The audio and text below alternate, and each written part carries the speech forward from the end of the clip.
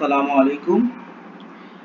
আজকে আমরা treasury management in financial institutions এর মডিউল 2 তে আছে রিস্ক ম্যানেজমেন্ট। এই অধ্যায় সম্পর্কে আমরা জানব। যদি আইবিবি তাদের নতুন সিলেবাস ফলো করে, তাহলে সেই সিলেবাস অনুযায়ী আমি মডিউলটা উত্তর করার চেষ্টা করেছি। তাহলে সেই সিলেবাস অনুযায়ী প্রশ্ন করলে অবশ্যই এখান থেকে আপনারা কিছু কমন পাবেন। এখানে আমি এটা নোট আকারে প্রকাশ করছি না, জাস্ট কনসেপ্টগুলো ক্লিয়ার করার জন্য আমি এই ভিডিওটি বানিয়েছি। এই কনসেপ্টগুলো ক্লিয়ার করলে আপনারা সুন্দরভাবে পরীক্ষায় গুছিয়ে লিখতে পারবেন, অবশ্যই ভালো হবে। এখন রিস্ক ম্যানেজমেন্ট সম্পর্কে আগে আমি পূর্বে একটা ভিডিও দিয়েছি, ওখানে রিস্ক ম্যানেজমেন্ট কি ট্রিটমেন্ট বা কন্ট্রোল করার প্রসিডিওরটা কি ডিটেইলস আছে, আপনারা যদি কেউ মনে করেন সেটা দেখে নিতে পারেন। তাহলে রিস্ক ম্যানেজমেন্ট অধ্যায়ে মডিউল জিতে ট্রেজারি ম্যানেজমেন্টে শর্ট নোটস আসতে পারে, জাস্ট ডেসক্রিপটিভও কোশ্চেন আসতে পারে। সেখানে শর্ট নোটসে আসতে পারে risk factors in bank, credit risk, liquidity risk, treasury risk, principal of Bessel 3। এটা টিকা আকারও আসতে পারে, আপনার ডেসক্রিপটিভ কোশ্চেন বা ন্যারেটিভ কোশ্চেনও করতে পারে। রিস্ক ম্যানেজমেন্টের গুরুত্ব, রিস্ক ম্যানেজমেন্ট প্রসেসটা কি, এসব সম্পর্কে টিকাও থাকতে পারে, ডেসক্রিপটিভ বিষয়ে থাকতে পারে। আপনারা যদি কনসেপ্ট ক্লিয়ার করেন অবশ্যই ভালো করে লিখতে পারবেন। তাহলে আমরা দেখি risk factors in bank.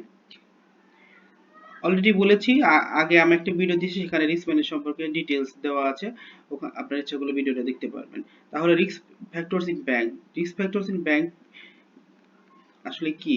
Treasury ম্যানেজমেন্টে রিস্ক ম্যানেজমেন্ট হলো এক ধরনের পরিকল্পনা, যেখানে অপ্রত্যাশিত আনএক্সপেক্টেড এক্সপেন্ডিচার নিয়ন্ত্রণ করে থাকে। একটা একটা ব্যাংকের অযথা কোনো খরচ যাতে না হয়, ব্যাংকে যেন ঝুঁকির দিকে না পড়ে, লস যাতে না হয়, সেদিকে ব্যাংক কিছু নীতি নির্ধারণ করে থাকে। এই নীতি নির্ধারণ ইমপ্লিমেন্টেশন করে থাকে রিস্ক ম্যানেজমেন্টের মাধ্যমে। এই রিস্ক ফ্যাক্টর গুলো বিভিন্ন ভাবে হতে পারে ব্যাংকে, সেগুলো হতে পারে আপনার ফিনান্সিয়াল রিস্ক হতে পারে, লিকুইডিটি রিস্ক হতে পারে, প্রাইস রিস্ক হতে পারে, ইন্টারেস্ট রিস্ক হতে পারে। হটিবার রিস্ক ফ্যাক্টরস গুলোকে ব্যাংকে কিভাবে মিটিগেট করে, এদিকে কিভাবে লিসেন করে, কিভাবে কমিয়ে আনে, কিভাবে ব্যাংকে এগুলোকে এই ঝুঁকি ব্যবস্থাপনাগুলোকে বিভিন্ন পলিসি এবং টেকনিক্স এর মাধ্যমে কমিয়ে এনে ব্যাংকে বিভিন্ন রিস্কের হাত থেকে ব্যাংকে লাভের দিকে নিয়ে আসে, ব্যাংকের বিভিন্ন সমস্যা যাতে না হয় সেদিকেই এই রিস্ক ফ্যাক্টরসে ব্যাংকে আলোচনা করা হয়। যেমন এখানে যে একটা বিষয় আছে, practitioners often refer to risk factor disclosure as an insurance policy। ব্যাংকে কিন্তু বিভিন্ন ধরনের ইন্স্যুরেন্স পলিসি করে থাকে, বিভিন্ন কোম্পানিতেও করে থাকে। এগুলো কিন্তু বিভিন্ন বিভিন্ন রিস্কের ফ্যাক্টরগুলোকে কমিয়ে থাকে, মিটিগেট করে এবং বিভিন্ন ধরনের লায়াবিলিটি করে থাকে। হটিবার আমরা ব্যাংকের বিভিন্ন রিস্ক সম্পর্কে নিচে জানি, যেমন ইন্টারেস্ট রিস্কটা আপনার এখানে টিকা আকারে আসতে পারে, শর্ট নোটস আসতে পারে, এবং ব্যাংকের বিভিন্ন রিস্ক ফ্যাক্টর কি কি রিস্ক ফ্যাক্টর আছে সেগুলোর ভিতরে আপনি লিখতে পারবেন। যেমন ইন্টারেস্ট রিস্কটা আসলে কি, আপনারা সবাই জানেন ব্যাংকে কি ধরনের ইন্টারেস্ট হতে পারে। যেমন আমি আপনাকে একটা উদাহরণ স্বরূপ আমি একটা এখানে ইন্টারেস্ট রিস্ক সম্পর্কে বলছি। কোনো কোম্পানি তার 5 বছরের জন্য একটা লোন 3% ইন্টারেস্টে একটা মনে করেন একটা লোন নিয়েছে। সে তার একটা কোম্পানি প্ল্যান করেছে বা পলিসি করেছে 5 বছরের ভিতরে সে এখানে সে লোনটা পরিশোধ করবে। কিন্তু একটা সময় দেখলো কোম্পানি 5 বছরের আগে এখানে তখন ব্যাংকে বা কোনোভাবে ইন্টারেস্ট রেটটা বেড়ে গেল, তখন কোম্পানি কিন্তু সেখানে অনেকটা ইন্টারেস্ট রেটের ঝুঁকিতে পড়ে যায়। যেমন ব্যাংকে কিন্তু আগে বিভিন্ন ধরনের স্কিম ছিল, যেমন ডাবল বেনিফিট স্কিম। এখানে অবশ্যই গ্রাহকরা ডাবল বেনিফিট স্কিম করতেন, সেখানে থেকে কিন্তু ইন্টারেস্ট রিস্কের জন্য ব্যাংকে লিকুইডিটি রিস্ক দেখা যেত। এই কারণে কিন্তু বিভিন্ন ব্যাংক ডাবল বেনিফিট স্কিমটা অলরেডি বন্ধ করে দিয়েছে। তাহলে ইন্টারেস্ট রিস্কটা হতে পারে কি, ইন্টারেস্টের ফ্ল্যাকচুয়েশন হয়ে থাকে, এটা হলো ইন্টারেস্ট রিস্ক।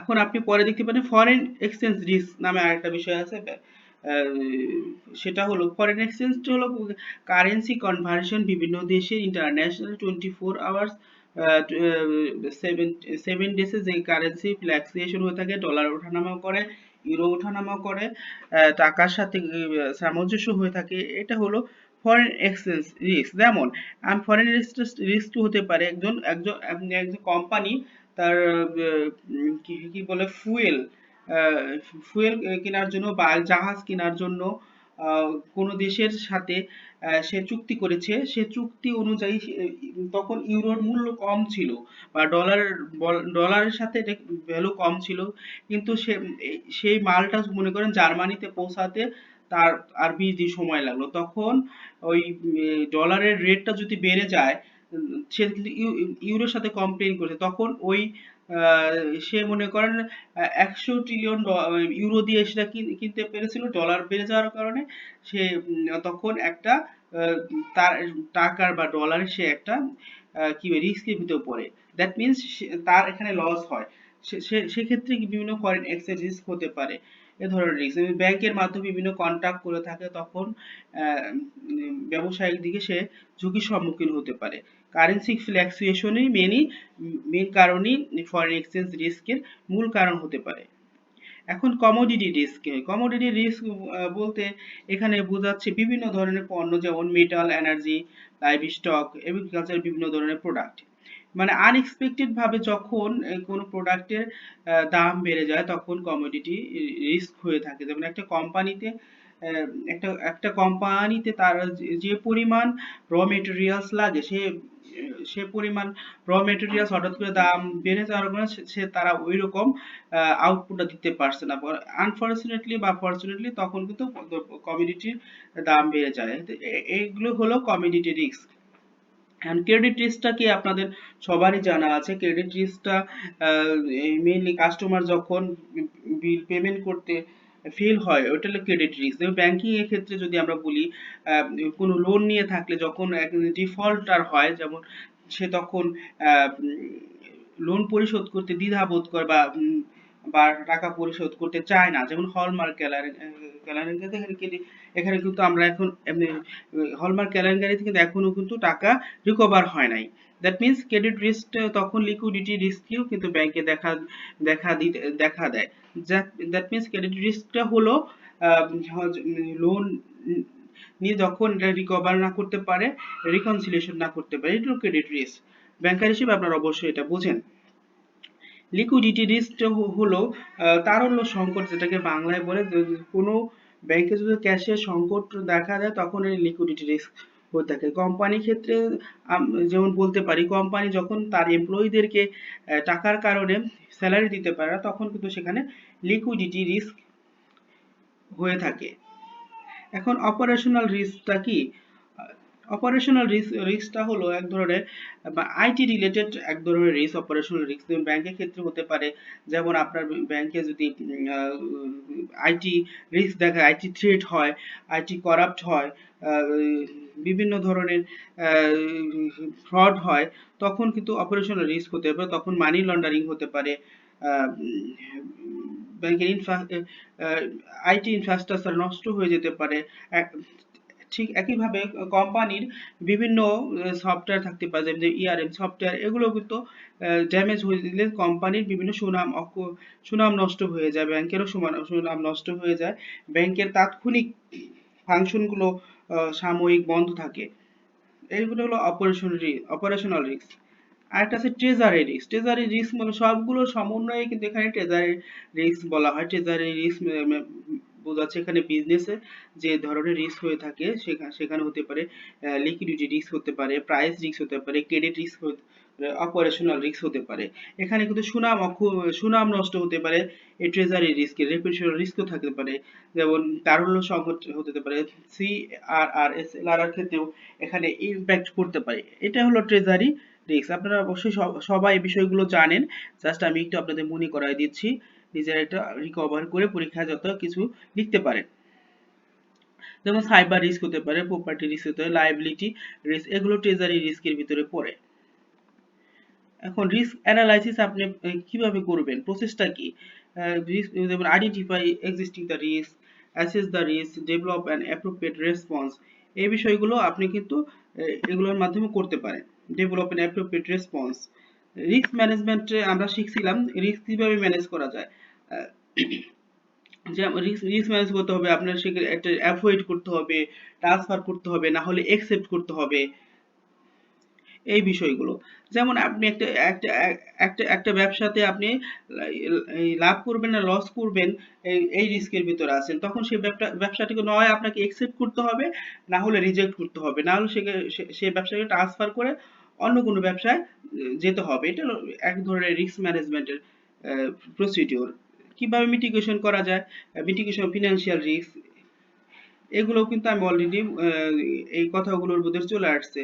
তবে currency, interest rate, currency, commodity risk, এগুলো কিন্তু নিয়ন্ত্রণের মাধ্যমে ফিনান্সিয়াল রিস্ক নিয়ন্ত্রণ করা যায়।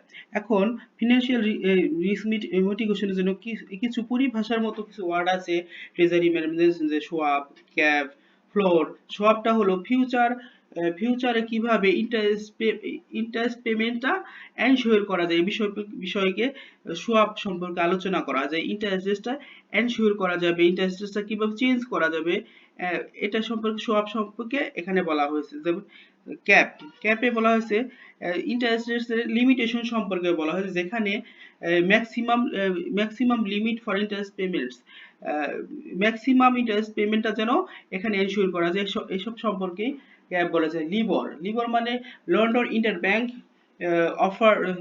অফার্ড রেশিও, এইটাই হবে লন্ডন ইন্টারব্যাংক অফার্ড রেশিও। এই বিষয়গুলো কিন্তু ক্যাপ আলোচনা করে। যে ফ্লোর একটা রিস্ক, ফিনান্সিয়াল রিস্কের ভিতরে প্রিডিটারমাইন্ড প্রাইস, যেখানে মিনিমাম ইন্টারেস্ট রেট সম্পর্কে ফ্লোর আলোচনা করা যায়। আর একটা হচ্ছে কালার, সেখানে কিভাবে ইন্টারেস্টটাকে প্রোটেকশন করা যায়, ঝুঁকি থেকে কিভাবে নিয়ন্ত্রণ করা যায়, এসব সম্পর্কে আলোচনা করে কলার। এই চ্যাপ্টার আরেকটা বিষয় আছে বেসেল 3।